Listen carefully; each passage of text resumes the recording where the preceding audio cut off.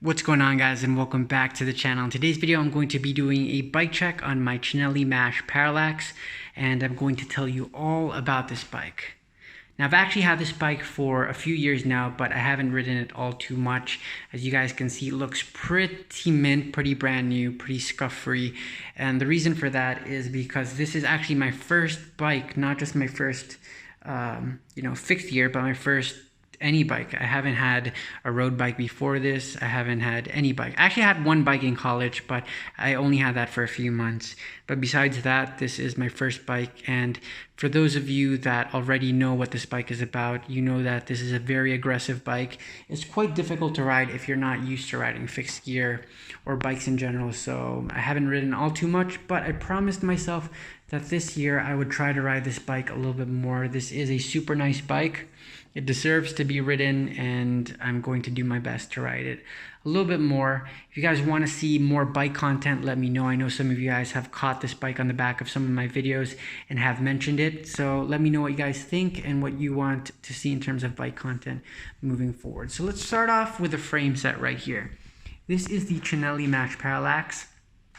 This is a size medium, and for those of you that don't know, Cinelli is a very well-known, very historic bike in the cycling world, and they had a partnership with a company called Mash, and they made these super cool, well-designed frame sets and all other components. Their partnership has ended, but I thought that, their collaborations in terms of, frames and other products were some of the best designed, best looking, not just Cinelli's, but bikes around. So I'm very happy that I have one of these. It is super cool. This was the first Parallax that they made back in 2014. This is the optical. This is a size 54, and this is a great looking bike. Now, the reason that the Parallax is different from other bikes is because of its very aggressive geometry. Now, just ignore the tilt right now because I do have it on a stand. So that top tube is actually parallel to the ground. It's not, it looks more like that, if you will. But the reason why these are different and sort of well-known and well-regarded is because of their aggressive geometry. This head tube angle right here and the seat tube angle are very steep. They're 75 degrees, which, if you guys know, your normal road bikes are anywhere from 71 to 73. So these are anywhere from 74 to 75, depending on the size that you get. And to add to that, the fork is very steep as well. So your normal road bikes have anywhere from a 43 to maybe a 45, sometimes even 50 rake. This has a 28 millimeter rake, which means instead of this tip being out here, it's moved back. This angle is a lot steeper. It's closer to this down tube right here, and that steep head tube angle and steep rake, steep fork, makes this bike very responsive. That just means that when you turn this handlebar, even the slightest turns, the slightest input from your hands have a very big effect on the handling. So even the slightest turns makes the bike turn, or the slightest movements of the handlebar makes the bike turn.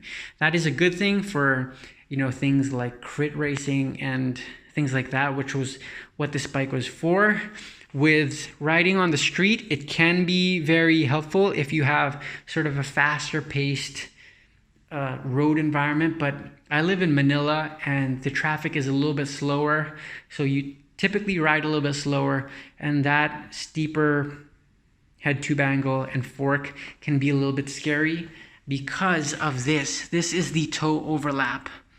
So if I rotate the cranks to if I move back here, you can see that the cranks are super close to the wheel, which means that if I have my toes out in front, they overlap the wheel by a lot. So if I'm moving slowly and I turn the wheel, it can hit my toe, which when you're riding a fixed gear bike like this can be, quite difficult. You have to do a few things to mitigate that. You can sort of flip the pedal over and have your foot resting on the opposite side so that it doesn't hit.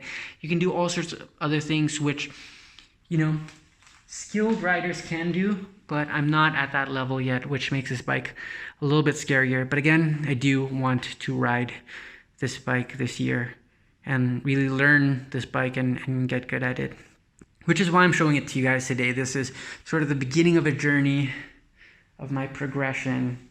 And, you know, I hope you guys enjoy this as well. Just let me know, give me your feedback down in the comment box down below. If we move on to the front of the bike, I have an Easton cycling stem here and an Easton handlebar. These are both aluminum. These are the EA70 series. They look a little bit different now. This was purchased a few years ago, so the design has sort of changed, but I believe the specifications is the same. And then right here, I have a mount for a Garmin. Super simple, super clean. The bars are 40 centimeters across, and I do want to try using a wide bar for this, wide risers, because from what I've read, they do help make the bike a little bit more stable when you have that sort of broader control. You can keep it more stable. Just want to try it out. You know, I do love the drop bars, but something different might be interesting, a nice thing to try. I do have an Easton seat post as well. It is the matching one, and I have this Fizik Arione VSX saddle. So this one has the channel here in the center, which makes it a little bit more comfortable because when you sit on it, it sort of expands outwards, giving that relief. I do have it also tilted a little bit downwards, actually a lot downwards, but I'm experimenting with that just to see how it feels. It does open up my pelvis, but I do feel like I'm sliding a little bit. So I might bring it up just a little bit. If we move down here to the cranks, we have the Sram Omniums, tried and true. They don't make these anymore, so they're a little bit harder to come by. And these ones are a weird size. These are 167.5. So it's in between that 165 and 170. My chain is super dirty because my house is so dusty. I do have to clean that up. It has your standard chain here, 48 teeth. And then in the back, I have a generic cog that is a 17 tooth. So it's a decent ratio. I do want to go lighter on the ratio just to get used to riding. But overall, it's not so bad. And then here, H+ on wheels. Again, tried and true Novatec Hubs right here. Nothing special, but again, bomb-proof, pretty good with everything.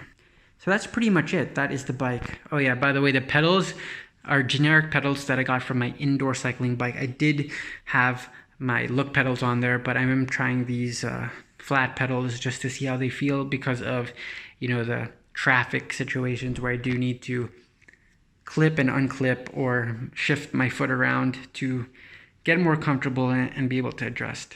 I might add a brake as well, just to, you know, allow me to be more comfortable on the road. Besides that, you know, I don't think I would change too much. I do want to change a few things, but a lot of the things that I want to change is more cosmetic and more, I don't know what you would call it, luxury upgrades. So, but in terms of performance and everything like that, it's pretty good right now the way it is. Not looking to add too much more. Yeah, that's my Cinelli Mash Parallax fixed gear bike check.